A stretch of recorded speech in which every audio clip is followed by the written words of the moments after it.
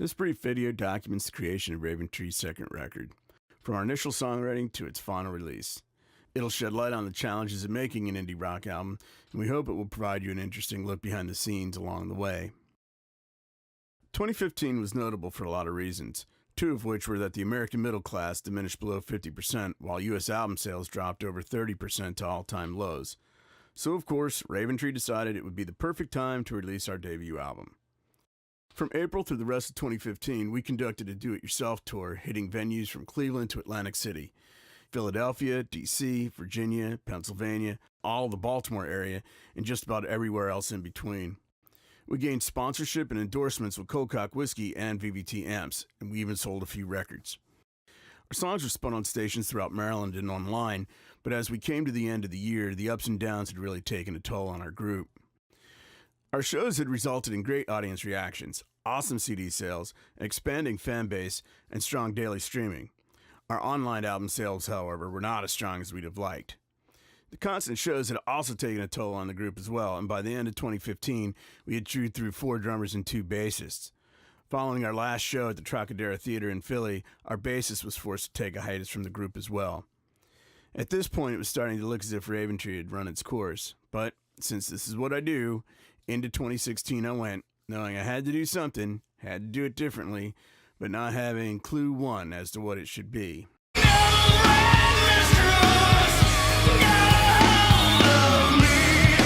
One of the things that, we recognized coming out of 2015 is that our live show really seemed to carry the day, really carried the water for the group. Most of the folks had come up to us and said, we really dig this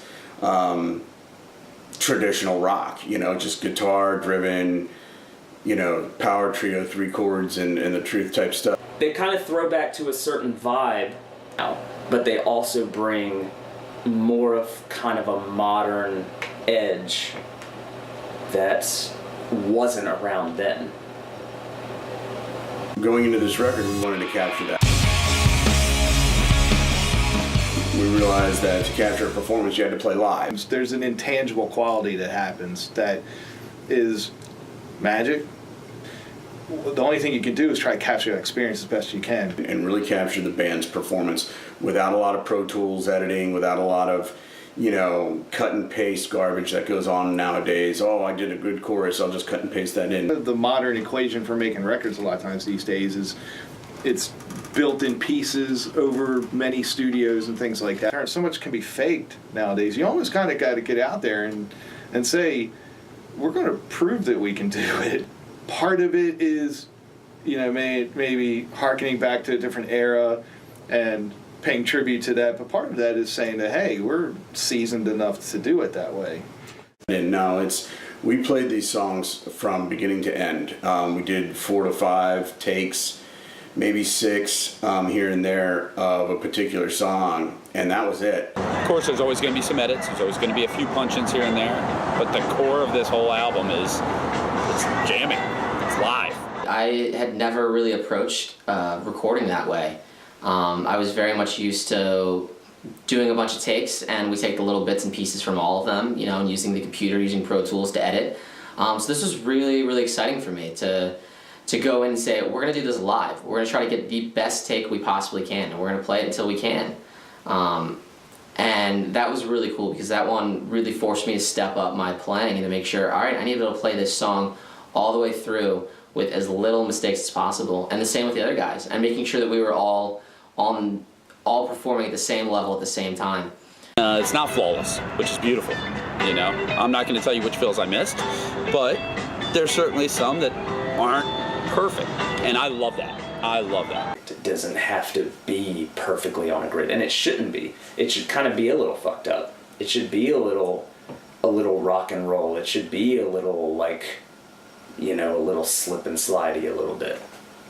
The core performances are live as the band, and that was really the goal, was to capture that live feel. So after the songwriting phase, it was time to kind of put together the actual, the studio lineup, find a studio, all those things. I had contacted the studio in Laurel. They had an in-house producer that I went down and spoke with, who I felt really understood what we were trying to do and was really on board. My lineup that I'd had in 2015 was no longer available. They had kind of moved on to other projects. One had already gone on tour. So I just kind of reached out to the producer at the time and just said, hey man, hook me up with a drummer. So he hooked me up with a great drummer named Jeff Gardner. The original producer of the album. I had done some work with him, freelance work, and after a couple different session gigs with him, he ended up, telling me, hey, I might have another project for you. Got the call from Mike. I pitched him with doing the record with me. I was intrigued, one, by the old album, so without hearing a lot of the new stuff yet, it just, sparked my interest to the point where I couldn't say no. With me, we went in to do pre-production in, what was it, late May, early June. And jumped right on board. This guy came in, I had no idea who he was, he had no idea who I was or the type of music or what I was doing. We sat down and just kind of hashed through the first song that we that I kind of threw out there, which was On the Edge, kind of a ballad. And so just kind of, let's see how we go. The first two songs that we did, be On the Edge and Teasing. The second song that he and I worked on as a demo was Teasing. I had one idea on Teasing. Mike came to me and said, hey, I got an idea for the hook. And took it and ran. It's right from square one, bouncing ideas back off of each other. And seemed to hear what was in my head, and boom, he just performed it and performed it flawlessly. They were flawless. It was just naturally right off the bat. In 2 or 3 takes, we had the pre-production demo done. We did, like I said, most of the songs in 4 to 6 sessions max. It was just all about feel and vibe. And we got about halfway through the record in terms of the pre-production, and then the studio, for one reason or another, had to shutter its doors. So at that point, the producer chose to kind of move us up to Sheffield Studios, which was a bonus. The Studio A where we recorded is a historic room. A lot of international artists have recorded there. Billy Joel did some work here. We've done work with Foo Fighters, with the Pixies. For us, I think it was kind of a game changer on a whole lot of levels, and really beneficial, even though it kind of at the time was like, oh man, what are we going to do now? We just lost our studio. And I think, moving to that studio really allowed us to amp up our game. I think when you walk into a studio like that, it makes you realize you're not kind of messing around. You're not in a basement studio. You're not in somebody's house. You're not in a garage with a 4-track. This is, this is real. This is professional. And so the band really kind of responded to that, myself included. It's like, wow, we're really here. Let's get this done. I loved it. They took it from that small home-based studio feel to, it was a live room. It's a notorious studio. The room was massive. You're sitting there playing next to a baby grand piano, and what else could you ask for? It's just it added that vibe and that feel, and it made it feel like when you're hitting the instrument and the amps are cranked, and it felt real. It felt like a show, which goes back to the live feel of the album. And the room tailors to that feel. So the studio team that I had at Sheffield was really kind of the in-house studio, or the in-house team at Sheffield. Jake Caples was a phenomenal lead engineer, and Jesse Clappett had also been was the assistant engineer. The scheduling office put me on this session, and from that point on, I was working with you guys. So those guys have a lot of experience and really knew what we were going for. We're really intrigued with us deliberately coming in to do our record this way. It's kind of weird. Like, nobody would have ever done that back then. They said, well, we're going to go in studio and limit what we're doing to prove that we can do it.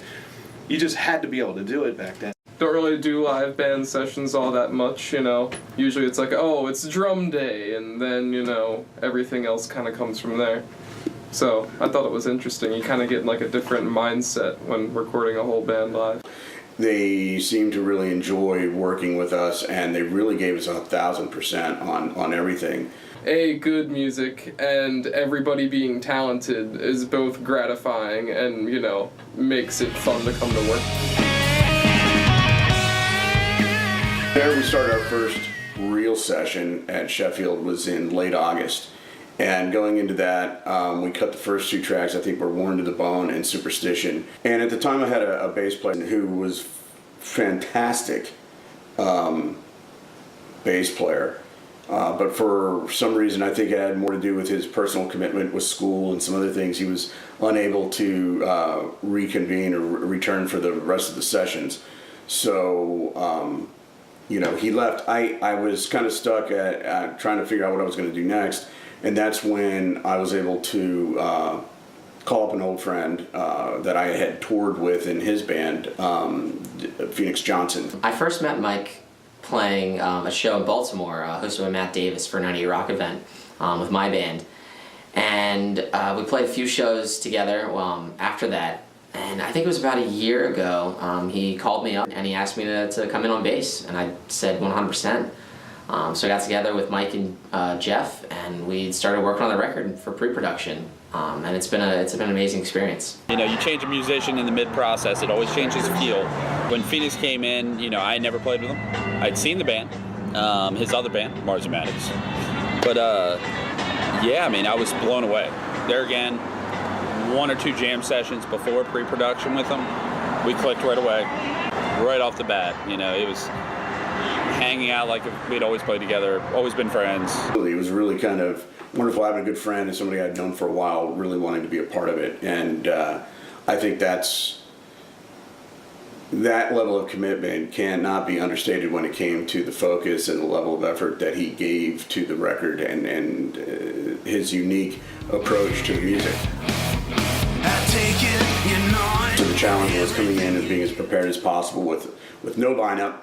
Other than, hey guys, listen to these demos and get some ideas of what you want to do, and then let's try to put them together. You always gotta wonder about everybody rehearsing a lot and just being on the same page as a band.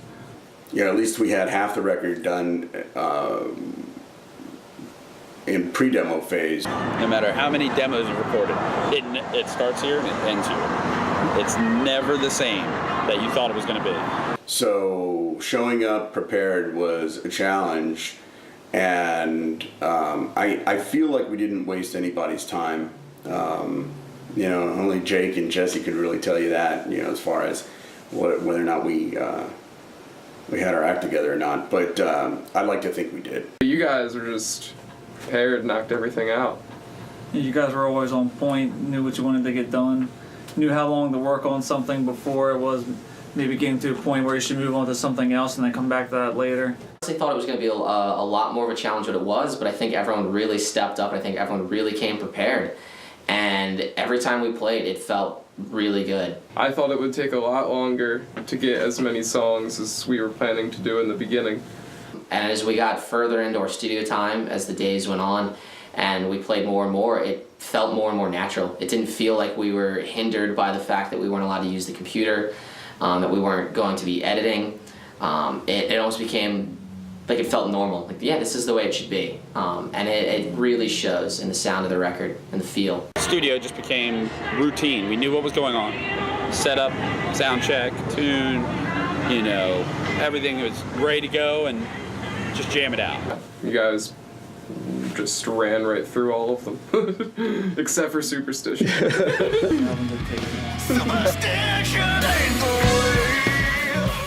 Everybody on the team and everybody within the group, the lineup, the studio lineup, really kind of found their role within the production. And Jeff's was definitely a dominant leadership personality in the studio. When it came to performing the songs and leading the group in the studio performances, Jeff really had a lion's share of that responsibility, and he took that on. When something really needed to be said or when something really needed to be done, if Jeff felt a need, he'd put his foot down and say, this is what we're doing, this is how we're doing it, let's get it done, boom, boom, boom. He wouldn't allow things to go off the rails, or if he felt like things were going in the wrong direction behind the glass, he had no problem squaring that away and getting things back on track. The only thing that contributed was the excitement, loving going to the studio. I think Phoenix, in his role, really took on The musician who understands theory and can communicate behind the glass. Phoenix is also an engineer.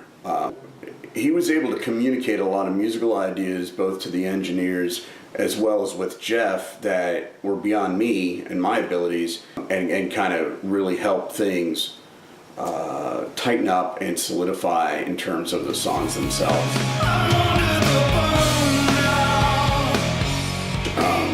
Once the basic tracks were cut, was right before the holidays, and we went into the holidays kind of like a semi-hiatus. Coming out of the holidays, trying to get back into the studio, the producer had some personal challenges and personal life issues going on that I think impacted his ability to really complete the record. So by the end of February, it kind of fell upon myself and Phoenix. So we had the basic tracks, did some doubles, like I said, on the guitars, and then we convened up to Amp Studios in Hanover, PA to do all of our vocals, and that's where we completed the vocals on the record. And at that point, it was time to find the right guy to bring this all together, and it was kind of now falling upon me to find the right person for this to complete the project.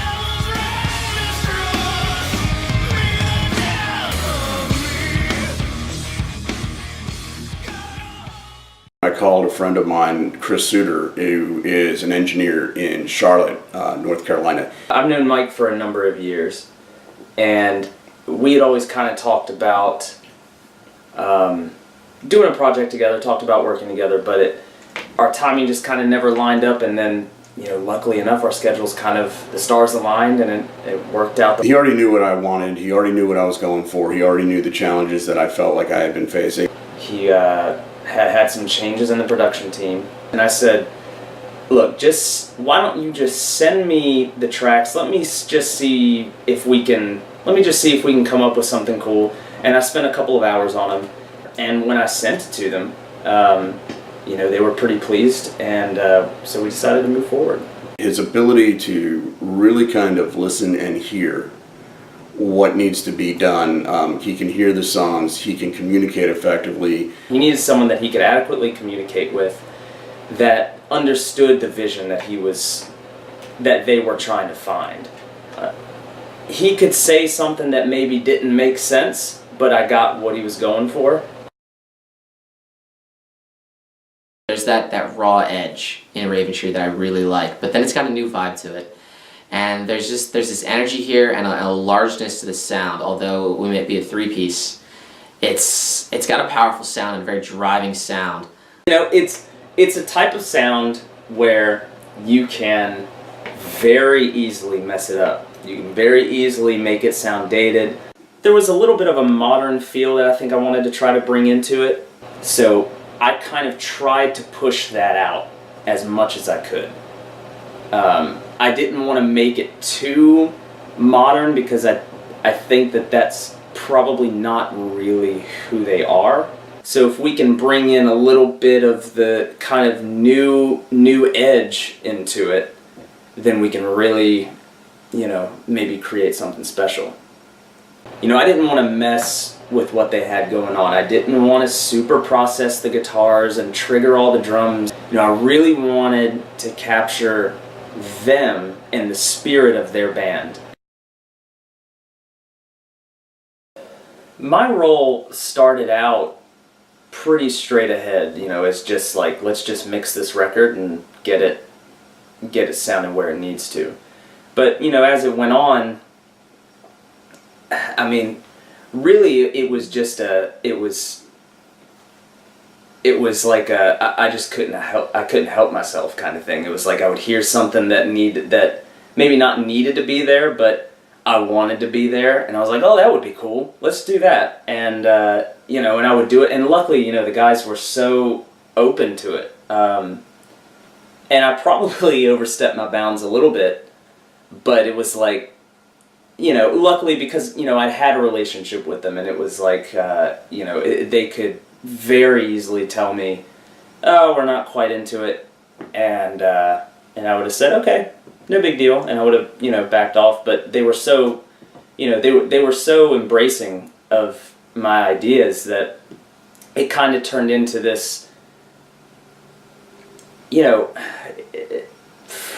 maybe it almost felt like I was another member of the band trying to bring in these other creative ideas after the fact, to try to bring in more of a, I guess, an outsider's point of view, to try to make things a little more, try to think of things a little bit more outside of the box. I mean, it was a creative process as much as writing any other part of the record. As far as, you know, really editing and really, you know, editing the hell out of these songs, I really didn't do very much. You know, I just kind of let it be what it was, and that was the majority of the whole album. It was like, I'm just gonna let these guys do what they do, and, you know, I'll try to make it sound the way that it should, or the way that I think it should, and just let them do their thing. I tried not to go crazy with it. I tried not to edit the shit out of it. I think that a lot of times the problem is that a lot of people try to look at it and they try to see the waveform, and it's got to line up to this grid, and otherwise it's not on time, and it's like, I really try to stay away from that. Actually, a lot of songs I couldn't even line anything up to any type of grid. A grid didn't exist. I didn't really have the opportunity, I didn't have the option of lining everything up to a grid, and I didn't really want it because it didn't really need it. And in this case, I think that it paid off. I absolutely think we achieved the goal, definitely. He was able to really pull this together and do a phenomenal job. You know, the tracks really kind of came together pretty easily. I really didn't have to do a whole lot to them. So with this record, I think that was the main point. The main point was to try to bring the feeling from the show to the headphones. The best strength of this album, I think, is the songwriting. These are awesome songs. These are great tunes. It's all about feel. If you close your eyes and listen to the album, it takes me back to some of those older style records that are just, you know, these guys are just wailing. It's real. It's a real record, and I say that in the terms of the fact that it was all recorded live, that none of it is fake. It was all played by us, all in real time. And it comes from the heart. It comes from a real person. It comes from all of us really wanting to create music. We're not being paid loads of money to do this. We're not trying to appeal to any particular person. We're not trying to push an agenda or a message. This is really just, this is who we are, and this is what we want to express. And this is what we love to do. And I think that comes across in the record, and I don't think a lot of music does that anymore, and I think it's a shame. And I think this record is bringing that back. And I think it's starting a new wave of people wanting to hear real music again. I think the thing that's been most important to myself, as well as the studio lineup and our live band now, is that we continue to just perform the music that we feel we like. And I guess, you know, when you like what you're doing, then I'm sure there's other people out there that will like it as well. And that's kind of the way I look at it. You know, there are a lot of people out there that are starving for good rock and roll. And I think this record is going to be a record that they could find what they need.